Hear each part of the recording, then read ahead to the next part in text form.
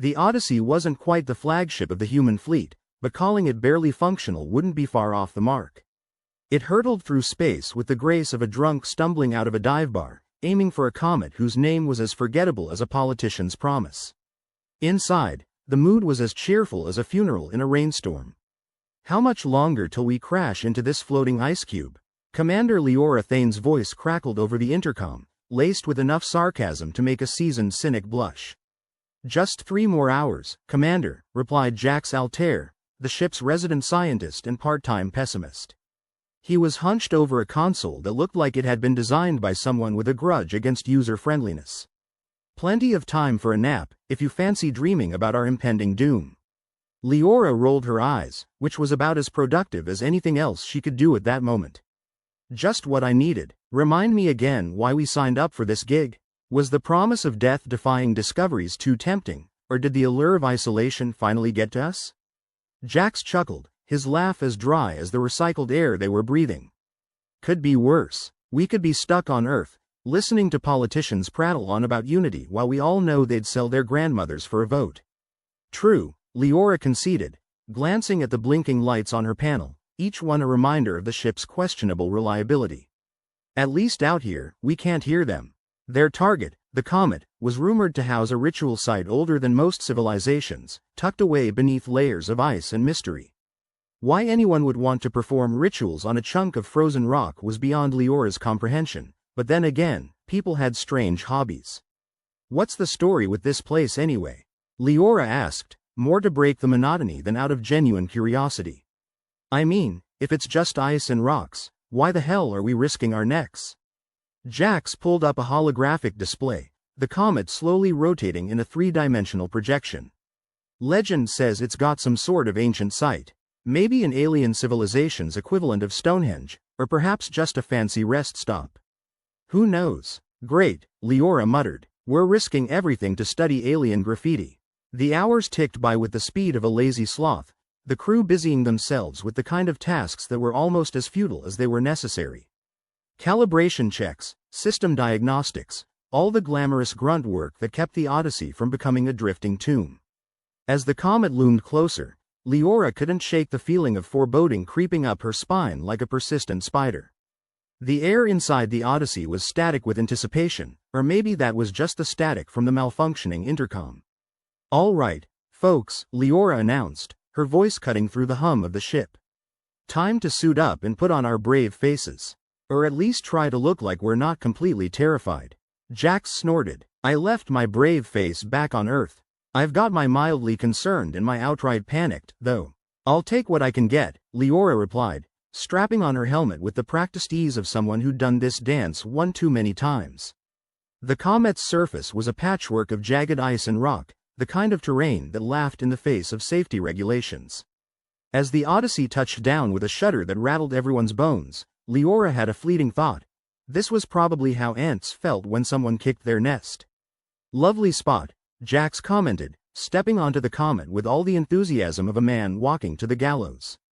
I can see why the ancients picked it. Leora scanned the horizon, searching for anything that might pass as a site of interest. All right, let's find this ancient site before we freeze our asses off. They trudged across the icy landscape, the ground crunching beneath their boots like brittle bones. The comet's thin atmosphere carried an eerie silence, broken only by the sound of their movements and the occasional curse when someone lost their footing. This place gives me the creeps, Jax muttered, his eyes darting around like a paranoid squirrel. Yeah, well, if you see any ghosts, ask them why they didn't leave a map, Leora replied, her tone a blend of sarcasm and weariness. After what felt like an eternity, they reached an area that seemed slightly more interesting than the rest of the featureless expanse. Strange symbols etched into the ice caught the artificial light of their suits, patterns that hinted at a language long forgotten. Bingo, Jax said, crouching down to examine the markings. Looks like we're in the right place. Leora knelt beside him, tracing a finger over the symbols. Any idea what it says? Jax shrugged, pulling out a small scanner that hummed to life.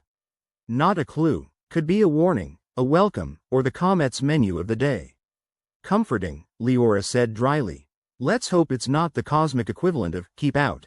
The scanner beeped, and Jax frowned at the data streaming across its interface. Well, that's interesting. Interesting good or interesting? We're about to die. Leora asked, half joking, half serious. A little of both, Jax replied, his brow furrowing. There's a massive energy source beneath us. Could be geothermal, or maybe something left by the original builders. Leora's gaze shifted to the horizon, her instincts screaming that they were on the precipice of something significant or catastrophic. All right, let's head back. We need to report this and figure out our next move. As they retraced their steps to the Odyssey, Leora couldn't shake the feeling that they were being watched. It was the kind of sensation that made the hair on the back of her neck stand on end, like she just realized she was the punchline of a cosmic joke. Back on the ship, the crew gathered around the main console, each face a mask of varying degrees of fatigue and curiosity. So what's the verdict? Asked Elior, the engineer whose hands seemed permanently covered in grease and whose patience was perpetually thin. Did we find anything worth risking our necks for? Jax tapped the console, projecting the data they had collected. We've got power readings that suggest there's something big under the surface. Could be technology, could be a natural phenomenon. Either way, it's not just ice and rocks. Fantastic, Elior said, his voice dripping with sarcasm. So we're poking around on a cosmic mystery box. Leora crossed her arms, her mind racing with possibilities and pitfalls. We need to get more intel before we start digging. If there's something down there, we need to know what we're dealing with. Elior sighed, rubbing his temples as if trying to massage away the inevitable headache. And if it's something not friendly? Leora shrugged, her eyes gleaming with a mix of determination and recklessness. Then we'll just have to make friends the hard way. The crew exchanged looks, a silent agreement passing between them like a cold breeze. It was the kind of mission that could make or break them, the kind of story that, if they survived, they'd tell in bars for years to come. All right, let's get some rest, Leora said, breaking the tension.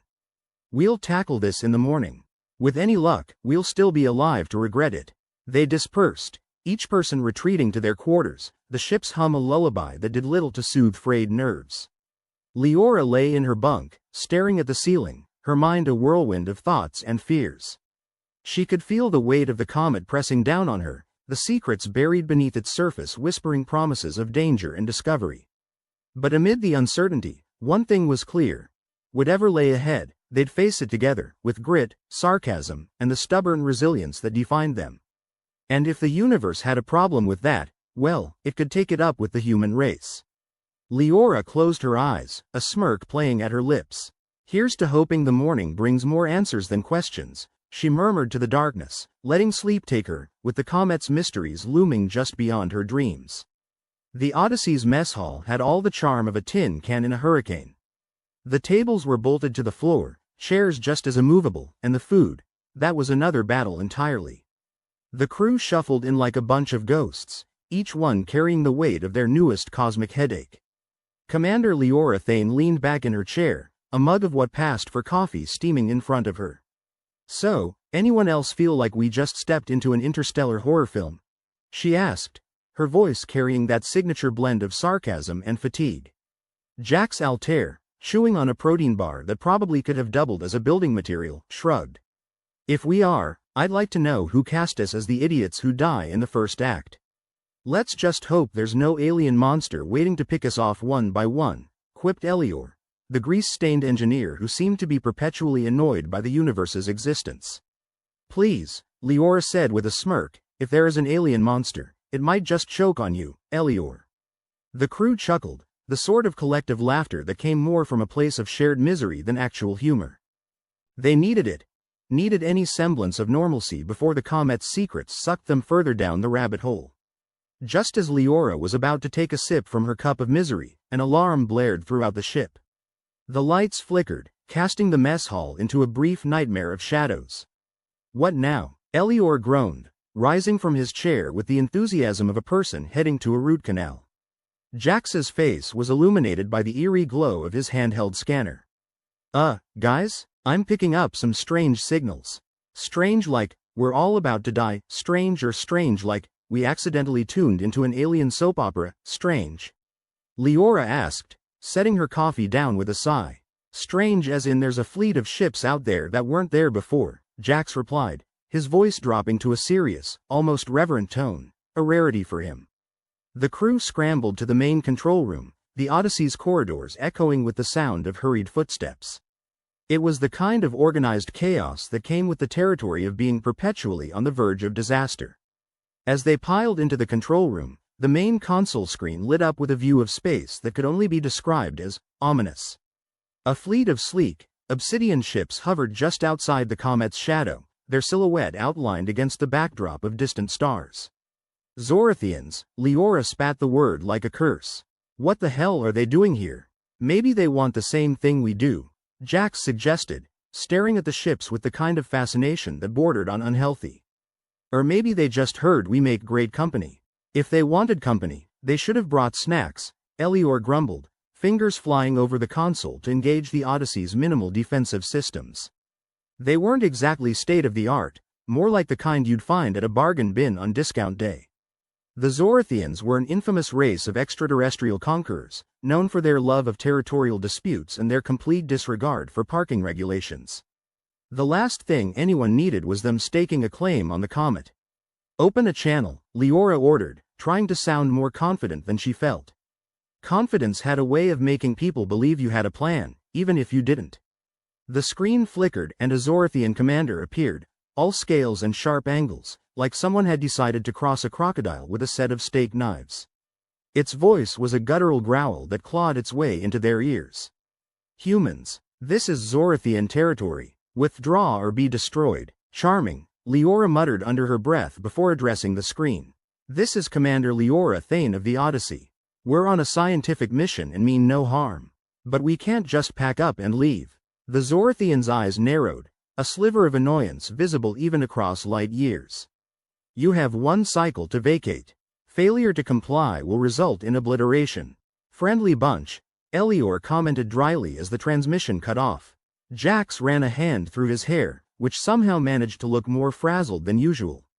Well, looks like we're in for an interesting day. Interesting like a root canal, Leora said, rubbing her temples.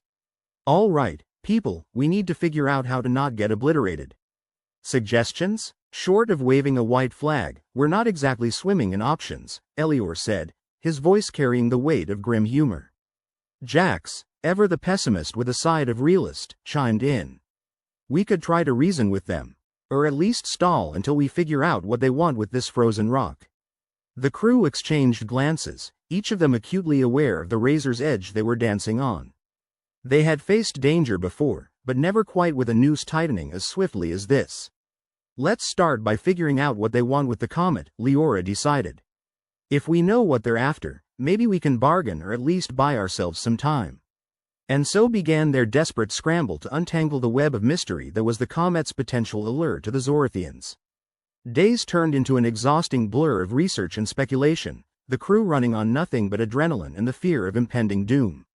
Leora, with her knack for rallying the troops, kept everyone on task, even as the tension simmered just beneath the surface. Come on, people, think. What makes this ball of ice so damn special? Jax buried his nose in ancient data logs, his mind a whirlwind of possibilities. Could be the energy readings we picked up. Maybe it's a power source, or something sacred. Elior adjusted his interface display, begrudgingly trying to make sense of the technical readouts. Or maybe they just like real estate with an icy view. It was during one such late-night session that they stumbled upon something promising, or perhaps damning. Jax leaned back, eyes wide with a mix of horror and intrigue. I've cross-referenced the symbols we found with every known database. It's a match for a Zorathian dialect. Leora's heart sank. You're saying this place belongs to them? Could be, Jax admitted. Based on the symbols, it's possible they view this comet as some kind of ancient ground. A relic. So they're not just here to evict us, Leora said, piecing it together. They're here to protect their history. The implications hung in the air like a guillotine. If the Zorathians saw them as trespassers, the odds of a peaceful resolution dwindled to a distant dream. Well, Elior said, a forced laugh escaping his lips, at least they've given us a reason to stay. Wouldn't want to be rude and ignore their cultural heritage. In the silence that followed, the crew knew they were in deeper than they'd ever intended. The Zorathians wouldn't back down, not with their history at stake, and neither could the humans, not with their survival on the line. Looks like we're in for a standoff, Leora concluded, the weight of their predicament settling like a lead cloak. As the hours crept by, the Zorathians' presence loomed over them, a constant reminder of the thin thread on which their fate dangled. They fortified the Odyssey as best they could, transforming the battered ship into a makeshift fortress. All systems as ready as they'll ever be, Elior reported with a sardonic grin. Which means we're about as ready as a paperboat in a hurricane. Leora nodded, her determination unyielding. Then let's give them a show they won't forget. The crew braced themselves for the coming storm, their nerves taut as bowstrings. They were a ragtag team of humans, stuck on a desolate comet, playing chicken with a race that could wipe them out without breaking a sweat. But hell, if they were going down, they were going down swinging, sarcasm, grit, and all. As they settled into their positions, Leora allowed herself a moment of reflection. She could feel the pulse of the ship beneath her, the heartbeat of their shared adventure. It wasn't perfect, but it was theirs. To the universe's worst bed and breakfast, she toasted, raising her mug to her lips. The crew followed suit, each of them offering their own version of a prayer or curse to the cosmos. It was a moment of camaraderie in the face of the unknown, a testament to the resilience of the human spirit. As the first echoes of Zorathian engines reached their ears, Leora steeled herself, a defiant grin spreading across her face. Let's see if they've got what it takes to handle the Odyssey. And as the impending clash loomed ever larger, one thing was certain. The cosmos had no idea what it was in for. The Odyssey creaked like an old man's knees as it settled into its defensive posture, which was about as intimidating as a kitten trying to look ferocious. The Zorathian fleet loomed outside, a black cloud of doom hovering just out of reach. Inside, the crew was busy adapting to their new reality, an indefinite siege with all the excitement of watching paint dry. Commander Leora Thane, ever the beacon of optimism, had gathered the crew in the mess hall for a strategy session, which was really just an excuse to complain about their predicament. All right, team, we're trapped in this flying sardine can, and they're out there playing the long game. Ideas? Jax Altair was leaning against the wall, chewing on what might have started life as a protein bar. Maybe we could bore them to death with our riveting personalities. Elior, the engineer whose expression was permanently set to annoyed, snorted. If boredom was a weapon, we'd be unstoppable. Leora nodded, a smirk tugging at her lips. You're onto something. We can't outgun them, but we can outthink them. Or at least confuse the hell out of them. How do we do that? Jax asked, his interest piqued despite himself. Psychological warfare, Leora replied, her eyes glinting with mischief. We start sending them messages. Cryptic, nonsensical stuff. Make them think we're either geniuses or completely nuts. Elior rubbed his chin thoughtfully, leaving a streak of grease. I like it, but can't we just send them the Odyssey's maintenance records? That's enough to drive anyone mad. Leora chuckled. We'll save that for the encore. And so began their peculiar war of attrition. The crew, armed with little more than sarcasm and stubbornness, set about crafting messages that would make a sane person question their reality. The first message was straightforward enough. The ice sings at midnight. Can you hear it? Jax pressed the button to send it out into the void. There, let them chew on that. Meanwhile, the Zorathians were busy trying to break their morale with tactics that involved more subtlety than their usual approach of blow it up and ask questions later. They transmitted messages promising freedom in exchange for surrender, complete with poorly translated human idioms. Leora couldn't help but laugh as she read one aloud. It says, lay down your arms, and we will not harm your dogs. Jax raised an eyebrow. Do they think we're going to sick a pack of golden retrievers on them? Maybe they believe we're that desperate, Elior replied, shaking his head. Or they're just really bad at Google Translate. Despite their dire situation, the crew found a strange solace in their new routine. Between maintaining the ship's systems and inventing new ways to mess with the Zorathians, they managed to carve out moments of levity. Each day brought a fresh batch of messages, ranging from the cryptic, the comet whispers secrets to the stars, to the downright bizarre.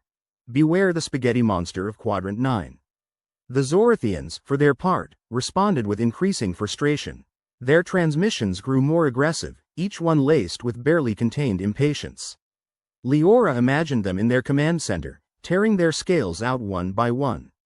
She had to admit, There was a certain satisfaction in knowing that their psychological campaign was working. But it wasn't all fun and games. The reality of their situation loomed over them like a shadow, a constant reminder of the precariousness of their existence. Supplies were dwindling, and the Odyssey was one malfunction away from becoming an oversized coffin. Leora called another meeting, this time in the engine room, where the hum of the machinery drowned out the incessant ping of the Zorathian communications. "We need to start rationing supplies more carefully," she announced, glancing at her crew. "And we need to figure out how to stretch what we've got." Elior, who was in charge of keeping the ship's aging systems running, shrugged. "I can rig the water recycler to be more efficient, but it's a temporary fix." "What about food?" Jax took another bite of his protein bar, grimacing as he did. "We could always switch to an all-protein bar diet. Might lose a few teeth in the process, but hey, sacrifices." Leora rolled her eyes. "Let's save that as a last resort. Elior, see what you can do with the water. Jax, you're on food inventory. Get creative." As they dispersed to their respective tasks, a strange sense of camaraderie settled over the crew. They were up against impossible odds, with little more than their wits to rely on. But somehow, that only made them more determined to see it through. Days turned into weeks, and the standoff dragged on. The comet's icy surface remained as unyielding as ever, a silent witness to their struggle. The Zorathians, for all their posturing, seemed reluctant to make the first move. It was a waiting game, and both sides were starting to feel the strain.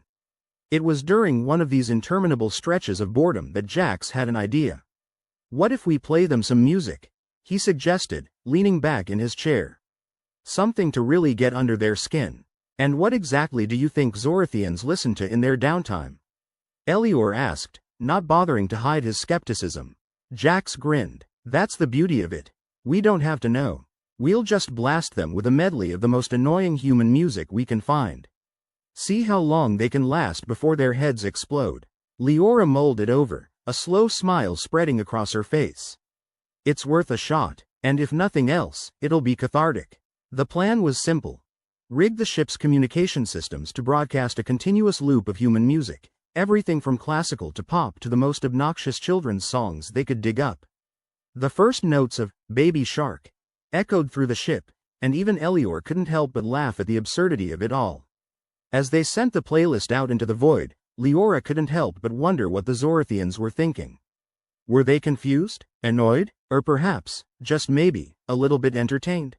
It was a mystery that would remain unsolved, much like the question of why anyone would willingly listen to "Baby Shark" in the first place. In the end, it didn't matter. The music became a running joke, a shared experience that brought the crew closer together. They were still trapped, still outgunned, but they weren't defeated. Not yet. And so they carried on, day after day, refusing to give in to despair. Each new challenge was met with grit and determination, and a healthy dose of sarcasm. They were a ragtag bunch, held together by little more than stubbornness and a refusal to quit. As the Zorathian fleet hung over them like a sword, the crew knew they were living on borrowed time. But for now, they were together, and that was enough. They had each other, and they had the Odyssey, their battered, creaking home among the stars. As Leora sat back, listening to the faint strains of music echoing through the ship, she allowed herself a moment of peace. They were in for the fight of their lives, but they weren't alone. They had each other, and they had the strength to carry on, no matter what came their way. In the silence that followed, the universe seemed to hold its breath, waiting for the next move. But for now, the Odyssey remained. A lone ship in a sea of stars, defiant in the face of overwhelming odds. And as they settled in for another day of waiting, Leora raised her mug in a silent toast. To the crew, to the ship, and to whatever came next. They were ready, and they were unbreakable. Or at least, they hoped they were. As the Zorathian engines began to hum with renewed fervor, the crew gathered once more, united by a shared resolve. They were ready for whatever lay ahead, and they would face it together. With determination, with laughter, and with a stubbornness that refused to be extinguished. In the end, the cosmos may not have been kind, but it was theirs to conquer. And conquer it they would, one sarcastic quip at a time. The Odyssey felt more like a tin can every day they spent in the siege. The ship was holding together with the kind of duct tape optimism that would make a bureaucrat weep, and the crew was running out of both patience and snacks. The Zorathians, apparently tired of playing their cosmic waiting game, decided to up the ante with technology that looked like it had crawled out of a mad scientist's fever dream.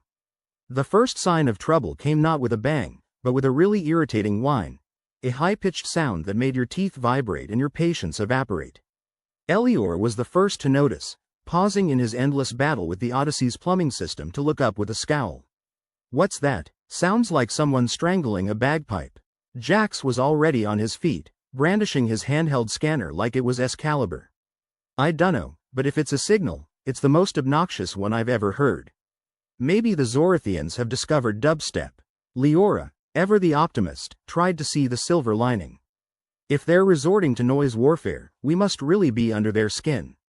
Or they've just discovered our music playlist," Elior muttered, still grumpy about the impromptu Baby Shark session. As it turned out, the sound was part of the Zorathians' latest attempt to break their defenses. Somewhere out in the void, a piece of technology was turning the screws on the Odyssey's systems, probing for weakness with all the subtlety of a brick through a windshield. Leora gathered the crew once more in the mess hall, where the sound was least grating.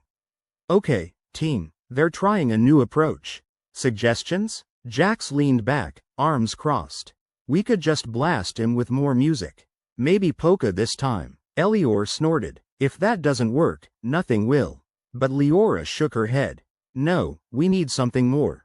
Something that'll make them question the whole point of invading a human ship." Elior rubbed a hand over his face. "We could start sending them our cooking shows. That'd confuse anyone." Jax grinned, mischief etched across his face. "Or soap operas. Imagine them trying to decipher the plot of The Young and the Restless." Leora nodded, warming to the idea. "Confusion's our best ally. Let's flood their comms with the most bewildering, nonsensical entertainment we have.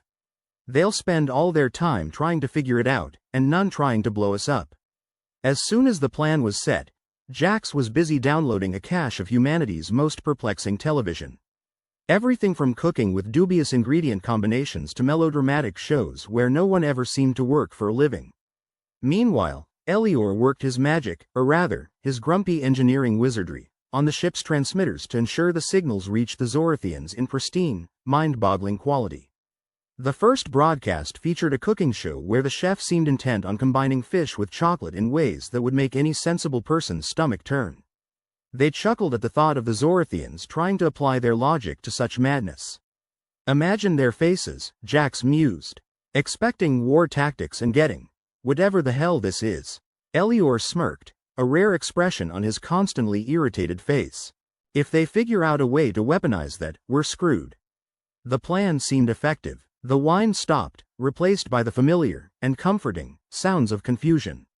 Zorathian transmissions buzzed with static-laden queries, no doubt questioning the sanity of the humans they were trying to capture. But the Zorathians weren't completely devoid of adaptability. Soon, their tactics shifted. They started deploying small, nimble drones, almost insect-like in their appearance, that began buzzing around the Odyssey like vultures over a particularly juicy carcass. These drones were designed to infiltrate, to find weaknesses, and poke at them until they burst open like overripe fruit.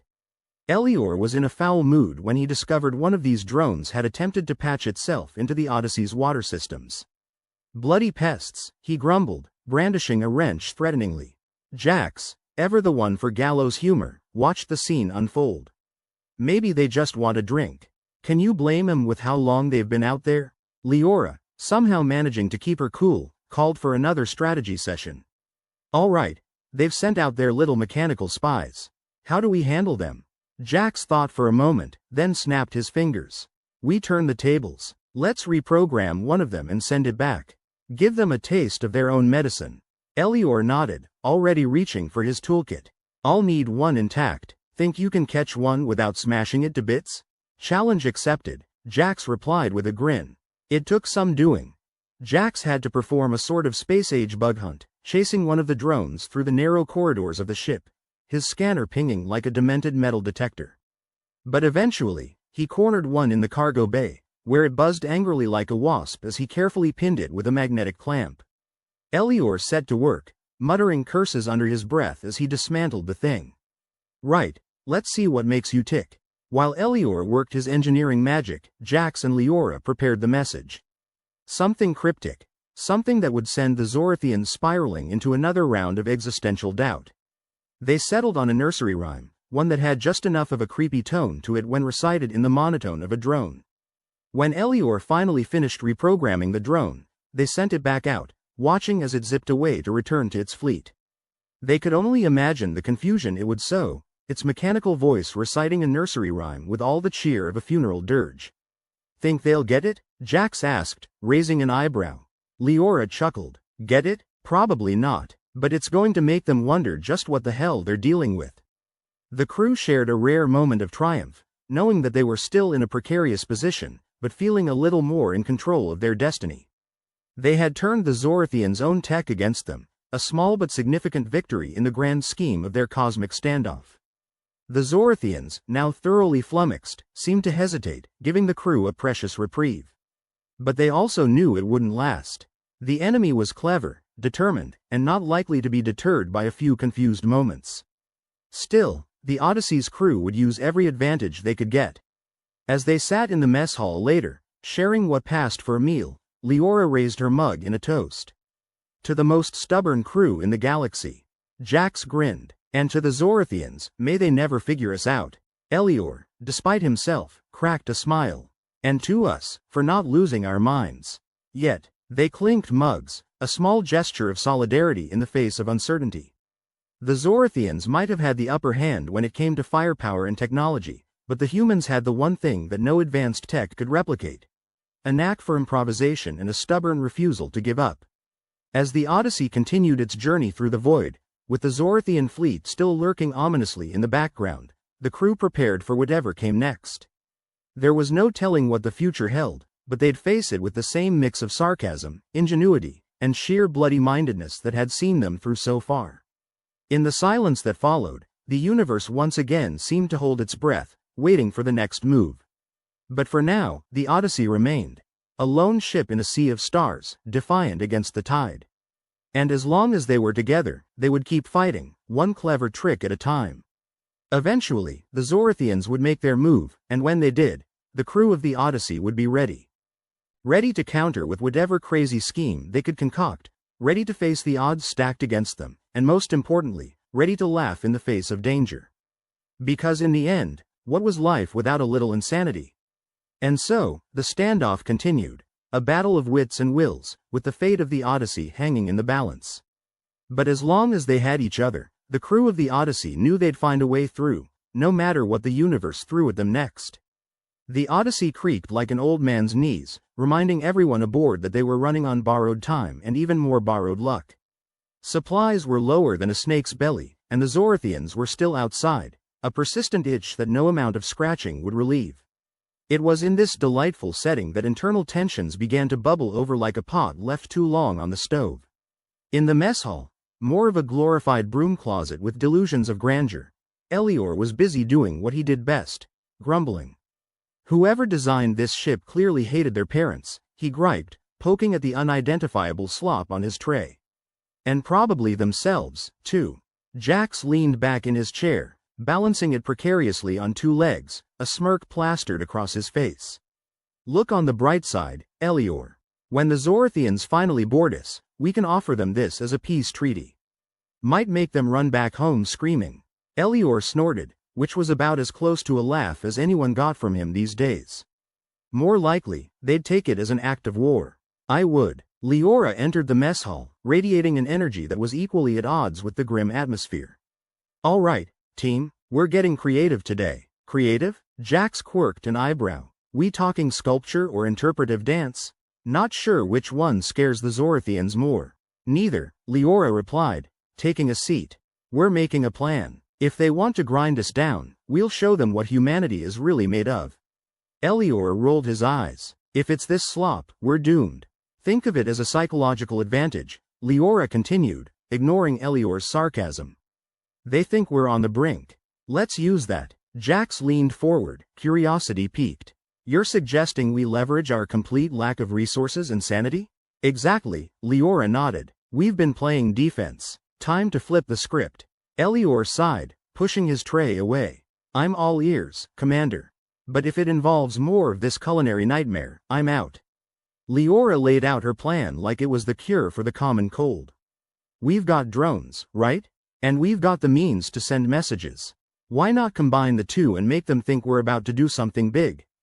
Jax's eyes lit up with mischief. A little bluffing, a little theater.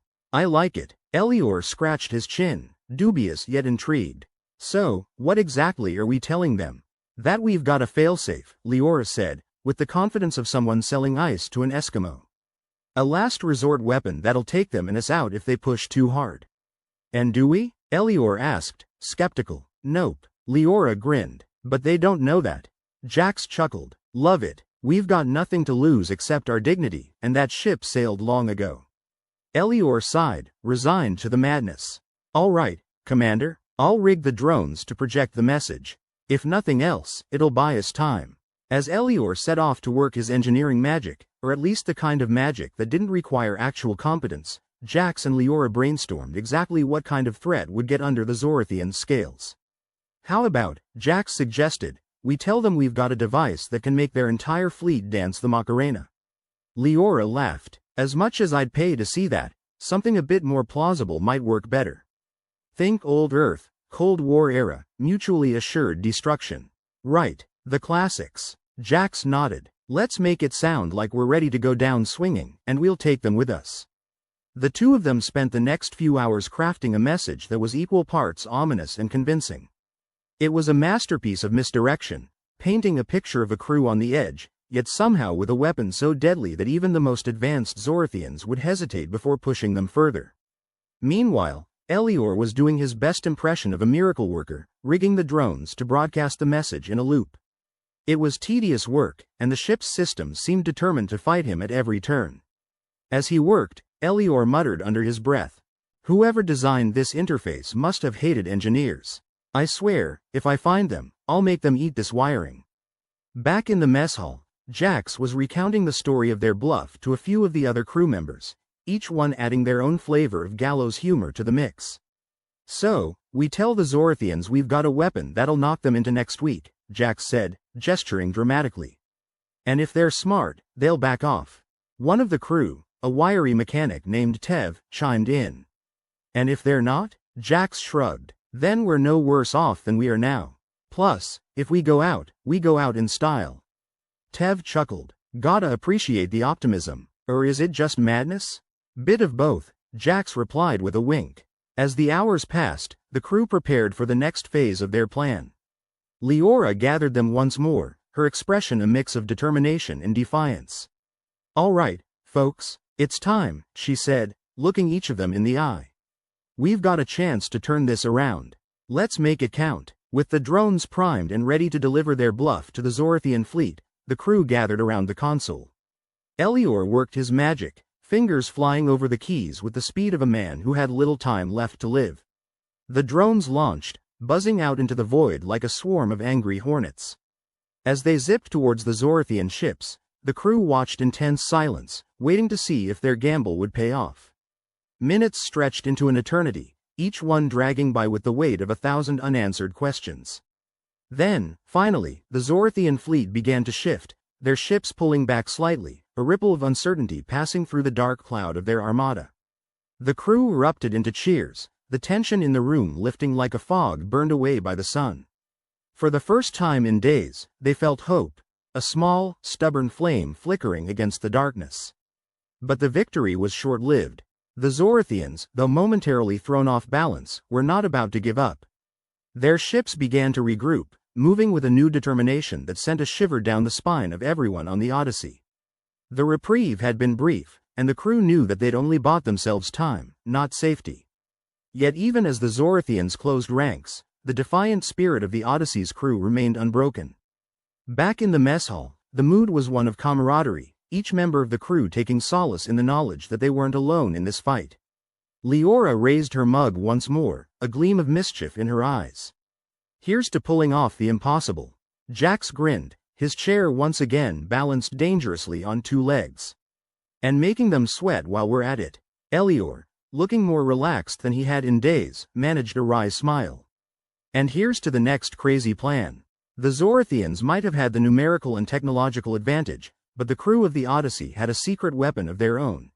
a relentless refusal to lie down and accept defeat. As the ship continued to drift through the void, the crew knew they were ready for whatever came next. They'd face it together, with laughter in their hearts and a sarcastic quip on their lips. Because in the universe's grand game of survival, sometimes the biggest advantage you had was the ability to laugh in the face of impossible odds. The Zorathians might have thought they could crush the human spirit, but they underestimated just how stubborn and resourceful humans could be. And that, Leora mused, might just be their biggest mistake. With the tension momentarily eased and spirits high, the crew of the Odyssey settled in for the night, or whatever passed for night in the endless expanse of space. They didn't know what tomorrow would bring, but they were ready to face it head-on. After all, when life gave you lemons, sometimes the best you could do was throw them back with a grin. And maybe, just maybe, hit something important. As the stars glimmered outside the ship, a silent testament to both the vastness of the universe and the small, stubborn speck of humanity that defied it, the crew of the Odyssey prepared for another day, another battle, and another chance to prove that they were more than just a collection of individuals. They were a family, and that was worth fighting for. The Odyssey was starting to feel less like a spaceship and more like a floating asylum. The mess hall buzzed with the kind of nervous energy that comes when you've stared death in the face but aren't quite ready to pack it in yet. Leora Thane was hunched over a console so outdated it might as well have had a rotary dial, wearing an expression that mingled mischief with a dash of defiance. "Here's the deal," she began, cocking a finger at the holographic display of the comet. "We've been dancing around that ice cube like it's an old flame, but it's time we got up close and personal." Jax leaned in, his trademark smirk firmly in place. "You suggesting we wine and dine it before we blow it up?" "No blowing up, thank you very much," Leora replied, shooting him a look that said save the fireworks for later. "We're tapping into whatever juju is buried under that ice." Elior, fiddling with a piece of equipment that looked like it had been salvaged from a junkyard, raised an eyebrow. "You're betting on ritualistic mumbo-jumbo to save us? I'd rather gamble on my cooking." "Desperate times call for desperate measures, Elior," Leora shot back. "And if the legends are even half right, that site could be our ace in the hole." Elior grunted, unceremoniously dropping a bundle of wires onto the floor. "Remind me again why we're trusting old wives' tales and not actual weapons technology?" "Because actual weapons would mean actual competence, and where's the fun in that?" Jax chimed in, earning a snort from Tev, who was eavesdropping while pretending to fix a coffee machine that had long since given up on life. Leora leaned over the console, her fingers dancing across the keys with practiced ease. "According to our files, that site's got some kind of energy signature, barely detectable but definitely there. What are we talking about here? The power to blow up planets or just mildly inconvenience them?" Jax asked, half joking, half hoping. "Think of it as a cosmic remote control. We get it working, we might just be able to use it to scramble their systems," Leora replied. Elior pursed his lips. "Sounds like a plan with all the stability of a house of cards in a hurricane." "And yet a plan nonetheless," Leora said with a grin. "Besides, it's not like we have a catalog of better ideas." Jax tapped his chin thoughtfully. "So, send a team down. Hope the ancient tech doesn't fry us, and figure out how to make it spit out more than static." "That's the spirit," Leora replied cheerfully. "I need volunteers for the away team. Who's feeling brave or just plain stupid?" Tev, the wiry mechanic who looked like he could use a bit of adventure, glanced up. "Count me in. Been a while since I've had a jaunt outside. The rest of us will stay here, keep the kettle boiling and pray the Zorathians keep buying our bluff," Leora said, clapping her hands together. "Move out, team. We've got a date with destiny, or whatever ancient horrors wait beneath that ice." As Leora and her makeshift squad suited up in the cramped airlock, Jax sidled up beside her, helmet tucked under his arm. "So, you really think there's something down there, or is this just another chapter in your diary of wishful thinking?" Leora chuckled, though the sound was more nerves than actual amusement. "At this point, it's either that or a one-way ticket to oblivion, and I've already signed up for one too many of those." "Fair enough," Jax replied, securing his helmet with a click. "Let's go poke the ancient bear and see if it growls." With the airlock hissing open, they floated out into the void, tethered only by their hope and the thin lifeline connecting them to the Odyssey. The comet loomed before them, a looming monolith of ice and mystery. Landing on its surface, Leora couldn't help but wonder if they'd finally bitten off more than they could chew. But as she glanced back at her team, she saw the same mixture of fear and defiance on their faces. It was enough to keep her moving. "All right, team," she said, maneuvering her way to the entrance of the supposed ritual site. "Let's see what secrets this old rock's been keeping." Tev adjusted the scanner strapped to his arm, the device beeping with the enthusiasm of a kid in a candy store. "Getting some readings here. Strong energy spikes, all over the place." "Good sign or bad?" Jax asked, his voice crackling over the comms. "Depends on if you like surprises," Tev replied. "This thing's got more layers than a bureaucrat's excuse." The entryway was a jagged maw, leading into the comet's icy depths. The team descended with the hesitant grace of explorers who knew they might not like what they found at the end of their journey. Within, the walls shimmered with an unearthly glow, flickering with hues that defied any catalog of known elements. It was beautiful in the way a storm could be, all violent energy and untouchable danger. Leora ran a hand along the wall, feeling a hum beneath her fingertips. "This place feels alive, like it's waiting for something." Elior, who had grudgingly tagged along, tapped at a handheld device that was blinking like a casino slot machine. "Whatever it's waiting for, let's hope it's not us." They reached a chamber at the heart of the comet, its centerpiece a structure that defied explanation. It was an altar of sorts, ancient and worn, yet pulsing with a life of its own. Leora approached it with the caution of a cat approaching a new piece of furniture. "If this thing's got an on button, now would be a good time to find it." Tev waved the scanner around, reading the feedback like a detective piecing together a case. "Looks like it's got a few tricks up its sleeve. Some kind of control mechanism embedded in the structure." "Well, Tev, you're the mechanic. Give it a push and see if it purrs," Jax suggested with a playful nudge.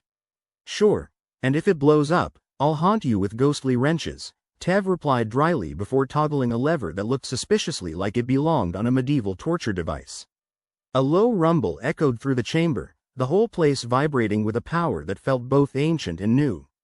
The walls shimmered more intensely, rippling like water in a breeze. Leora held her breath, eyes locked on the altar.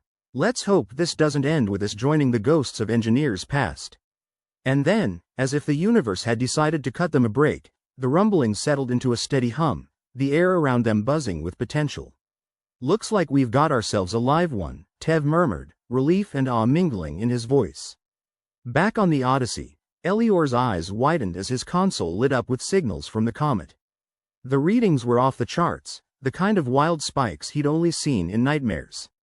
"Commander, you might want to see this," he called over the comms, his voice barely masking a twinge of excitement. Leora's voice crackled back, laced with the thrill of discovery. "Looks like we've got the Zorathians' attention. Let's hope they're as superstitious as they are ugly." The Zorathian fleet, previously holding formation like a pack of wolves, began to shift, the array of ships moving erratically, as if unsure of what to make of the new energy readings. Jax chuckled, a sound that was both nervous and elated. "Guess we just poked the biggest hornet's nest in the galaxy. Let's hope they're allergic." "Time to press our advantage," Leora announced, her voice full of the grim determination that had kept them alive this long. "Let's give them a show they'll never forget." With the controls of the ritual site at their fingertips, the crew began to manipulate the energy fields surrounding the comet. It was a risky maneuver, the kind that could end with them cooked crispy or hailed as heroes. Elior patched into the comms, his tone wry as ever. "If this dance doesn't scare them off, I don't know what will." And dance they did, manipulating the comet's energy like puppeteers. They sent waves of distortion through the Zorathian fleet. Ships veered off course, their systems overwhelmed by the sudden influx of strange signals. Leora watched the chaos unfold on her console, her heart pounding in time with the comet's rhythmic pulse. "Looks like they're getting the message. Here's hoping they don't ask for a repeat performance." Jax was grinning, the kind of grin that said he'd just pulled off the heist of the century. "I'd call that a win. Now all we need is for them to turn tail and run." But the Zorathians weren't quite done. Their lead ship began to advance, a hulking beast prowling through the chaos, seeking the source of its torment. Leora's breath caught in her throat, the realization hitting her like a punch. "Looks like we've really got their attention." "Attention's good, means they're worried," Tev said, adjusting the controls with the ease of a man who'd found his calling. Now we just need to keep them guessing.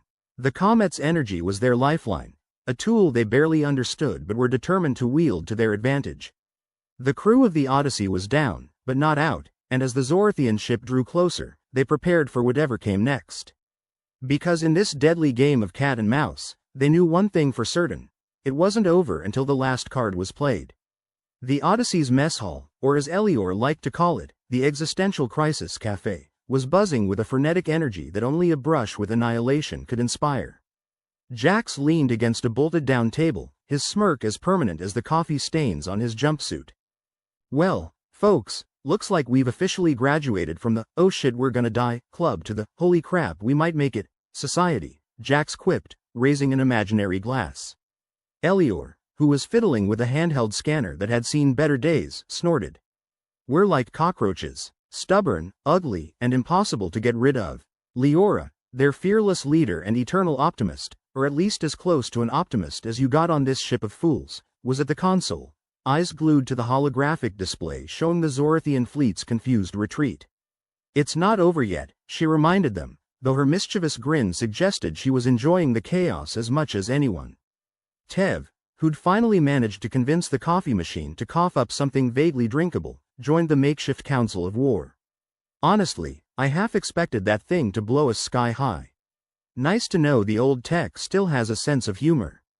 "Yeah, well, let's hope it doesn't decide to switch sides," Jax said, crossing his arms. "I'd hate to be outsmarted by a rock." The mood was tense, but there was an undeniable current of triumph running beneath the surface. They'd poked the proverbial bear with a stick, and instead of eating them, it had decided to back off and reconsider its options. For the moment, anyway. Leora tapped at her console, her fingers dancing with a confidence born of desperation and caffeine. Comms are quiet. Either they're plotting something really nasty, or they're trying to figure out how to explain this mess to their superiors. "Maybe they're busy writing their resignation letters," Elior suggested, still not entirely convinced they weren't about to be vaporized. "Wouldn't that be nice?" Leora replied, a little too cheerfully. "I'd love to be a fly on the wall for that conversation." The Zorathian fleet, that ominous black cloud that had loomed over their heads for what felt like an eternity, was now a scattered mess on their display. Ships that had once formed an impenetrable wall were now drifting, their formations broken, their movements erratic. "Looks like they're having a bit of an identity crisis," Jax observed, gesturing at the display. "Maybe we should send them a self-help book." Tev laughed, a sharp bark of sound that echoed in the cramped mess hall. "Yeah, something like How to Stop Worrying and Love the Humans." The tension, while still present, was easing, like a collective exhale after holding their breath for too long. For the first time in a long while, the odds didn't feel quite so insurmountable. "All right," Leora said, clapping her hands together to gather their attention. "Let's not get too cocky. We've bought ourselves some breathing room, but we need to keep the pressure on." Elior frowned at his scanner, its screen filled with data that seemed intent on giving him a migraine. "Whatever we did, it's still going strong. The energy readings are off the charts. We need to figure out how to harness this thing properly before it decides to take a nap." Tev nodded, his expression thoughtful. "I'll see what I can do. It's not every day you get to play with something that could rewrite the laws of physics." "Just don't blow us up, all right?" Jax said, half serious. "I'd hate to have to haunt this place. It's drafty enough as it is." Leora's eyes twinkled with that mischievous light that meant she was up to something. "If we can keep the Zorathians guessing, we might just outlast them. And if there's one thing we're good at, it's stubbornly refusing to die." Jax raised an eyebrow, his grin widening. "Is that our new motto?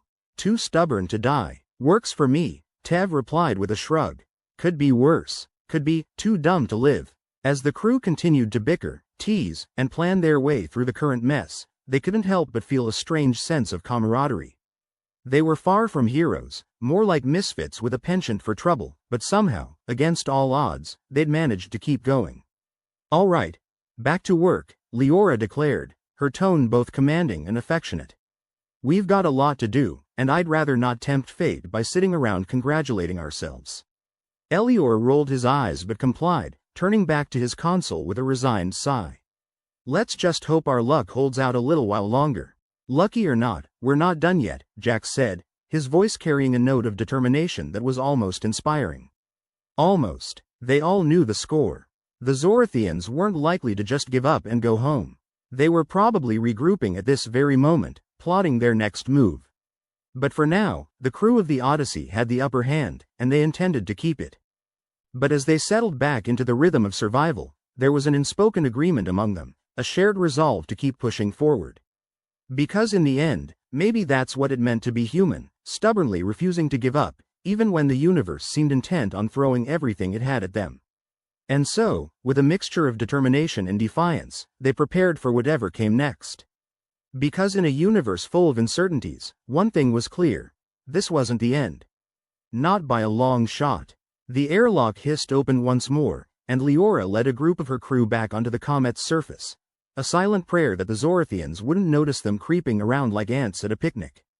The cold bit into her skin even through the suit, a reminder that space didn't care if you were having a bad day. It was indifferent to your struggles, your triumphs, your tragedies. Kind of like a cat, Elior had once said. A big, cosmic cat that hated your guts. All right, team, Leora's voice crackled over the comms. Let's see if we can teach this old place some new tricks. Jax, ever the skeptic, looked around at the expanse of ice and rock. You sure this isn't just some elaborate hoax? Like, we're gonna find out it's just a big block of space cheese or something? Tev snorted, his breath fogging up the visor. If it is, I'll eat my helmet. I'm betting there's more to this place than meets the eye. Elior, who'd been quietly scanning the area with his handheld, nodded. The energy readings are still strong. Whatever's powering this thing, it's not running on double batteries.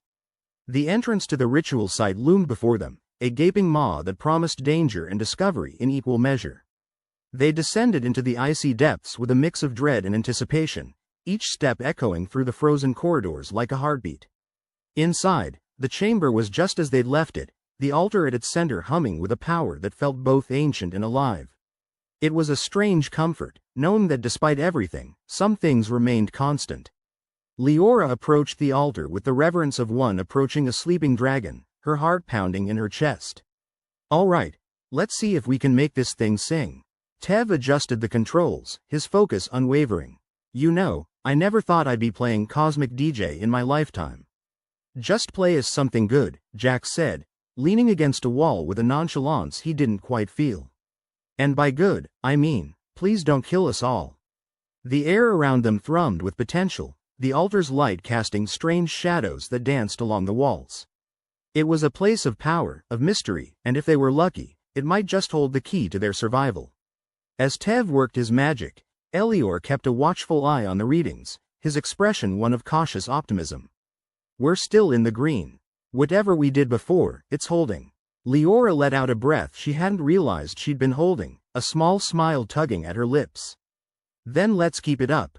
If we can keep the Zorathians guessing long enough, maybe we can buy ourselves some real time. The Zorathian fleet, scattered and disoriented, was still a threat, its presence a constant reminder of the danger they were in. But for now, they had the upper hand, and they weren't about to let it slip through their fingers. Back on the Odyssey, the crew worked tirelessly, their determination a living thing that drove them forward. They were under no illusions about the odds, but with every passing moment, they felt a growing sense of hope. All right, Leora said, her voice steady and strong, let's show these Zorathians what we're made of. And with that, they set to work, a ragtag crew of misfits and dreamers, ready to face whatever challenges lay ahead. Because in this deadly game, they knew one thing for certain: they were far from finished. As the comet continued to pulse with energy, its secrets still hidden beneath layers of ice, the crew of the Odyssey prepared for the next chapter in their story. A story that was far from over, with twists and turns yet to come. But for now, they'd take the victory, however small, and hold onto it like a lifeline. Because in the vast, uncaring expanse of space, sometimes all you had was the stubborn will to keep going. And if there was one thing the humans of the Odyssey had in spades, it was stubbornness. That, and a knack for surviving against all odds. Here's to us, Jax said, raising an imaginary glass once more. To us, Elior echoed, his voice carrying the weight of everything they'd been through. And so they toasted, an invisible salute to the unlikeliest of heroes, and to the battles that lay ahead. For the crew of the Odyssey knew that in a universe filled with darkness, sometimes the only light you had was the one you made yourself. The Odyssey's engines hummed like a contented cat after a meal, and for the first time in what felt like forever, the crew wasn't scrambling to keep the ship from falling apart. The Comet, now just a speck in the rear view, had been left behind with its secrets still largely intact. But they'd carved out a little niche of knowledge, something to keep the Zorathians on their toes. Leora sat in the ship's mess hall, which Elior had dubbed the Existential Crisis Café. It was still a glorified broom closet, but now it felt more like home. They'd just managed to not only survive, but actually inconvenience the Zorathians, a nice change from the usual, running for dear life, routine. Never thought I'd actually miss that ice cube, Jax said, leaning back in one of the rickety chairs. It had a certain charm. Like a rabid dog you can't help but love. Elior snorted into his coffee, which, thanks to Tev's mechanical wizardry, was actually hot for once. You love rabid dogs. I love not being frozen to death or vaporized by aliens. Different strokes, I guess. Come on, it wasn't so bad, Tev chimed in, his voice dripping with sarcasm. Just a little light freezing, some existential terror, and the occasional threat of total annihilation. Who wouldn't love that? Sounds like my last holiday, Jax said, smirking. Except the minibar was better stocked. Leora let their banter wash over her, feeling the rare warmth of camaraderie in the room. It was amazing how nearly dying could bring people together. Almost made the whole ordeal worth it. Almost. So, she said, interrupting the repartee, we've got a bit of breathing room now. What's next on the agenda? Aside from basking in our own genius, of course.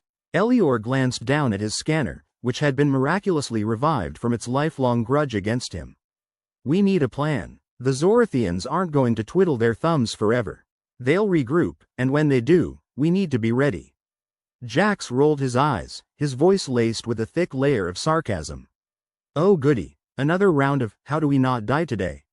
My favorite game. Hey, at least we're still here to play, Tev pointed out. I'd say that's something. True enough, Leora agreed, looking around at her crew. We've been on the back foot for too long. It's time we took control of our own fate, instead of just reacting to whatever the universe throws at us. Bold words, Elior said, his tone skeptical but amused. Got any plans to back them up, or are we just winging it and hoping for the best? A little of both, Leora admitted. We've learned a lot from that comet. Not just about the Zorathians, but about ourselves, too. We can use that. Jax leaned forward, curiosity piqued despite himself. Care to elaborate, fearless leader? We've shown that we can think outside the box, Leora said, her eyes bright with that mischievous light that meant trouble in a good way. We've adapted, survived, and even pushed back against impossible odds. If we can keep doing that, we'll be more than just a thorn in the Zorathians' side. Tev nodded, a thoughtful look on his face. That energy signature on the comet was just the tip of the iceberg. If we can harness that kind of power, or even just understand it better, we could change the game entirely. And by change the game, you mean not die horribly, right? Jax asked, though there was hope in his voice now. A faint glimmer, but it was there. Exactly, Leora confirmed. We might not be able to outgun them, but we've got something they don't. Desperation. Never underestimate the power of people with nothing left to lose. Elior chuckled, raising his coffee in a mock toast. Here's to desperation, then. May it see us through. To desperation, the others echoed, clinking mugs and cups as they toasted their unlikely survival. As they settled back into the rhythm of the ship, each of them felt the weight of what they'd achieved. It was no small feat, surviving against the odds, and for once, the galaxy seemed a little less indifferent. The Zorathians would come back, that much was certain. But they'd face a crew that was no longer just fighting for survival, but for something more. Something that might just give them the edge they needed. Aboard the Odyssey, they had more than just hope. They had each other, a ragtag band of misfits who'd somehow managed to not only survive, but thrive. And if that wasn't something worth fighting for, Leora didn't know what was. So, Tev said, breaking the reflective silence, are we going to talk about the fact that we might have actually stumbled onto something huge with that comet? Or are we just going to pretend it was all dumb luck? You mean it wasn't? Jax replied, feigning shock. I was under the impression that dumb luck was our whole strategy. Leora shook her head, a genuine smile on her lips. Call it what you want, but we did it. And now we have to figure out what to do next. Elior leaned back, his expression thoughtful. We need to be ready for whatever comes next. Whether it's the Zorathians or something else entirely. Agreed, Leora said, her voice firm. We've got a lot of work to do, but I believe in us. We've come this far, and we're not giving up now. Jax raised an eyebrow, a grin playing on his lips. Look at you, all inspiring and stuff. You know, if this whole space captain thing doesn't work out, you could always try motivational speaking. I'll keep that in mind, Leora said with a laugh. But for now, let's focus on not getting ourselves killed. The crew dispersed, each returning to their respective duties. They had a ship to maintain, after all, and plans to make. But there was a new energy in the air, a sense of purpose that hadn't been there before. As Leora settled into her captain's chair, she allowed herself a moment of reflection. They'd come so far, faced so much, and yet here they were, still standing. Maybe it was dumb luck, or maybe it was something more. Either way, it didn't matter. They were alive, and they were ready to face whatever came next. As the Odyssey continued its journey through the stars, its crew prepared for the next chapter in their ongoing saga. A chapter filled with unknowns, but also with the promise of adventure, danger, and perhaps even redemption.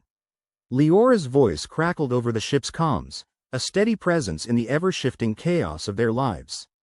All right, team, let's show the universe what we're made of. And with that, the Odyssey sailed on, a tiny beacon of defiance in a vast, uncaring galaxy. A ship that, against all odds, had become more than just a vessel. It was home.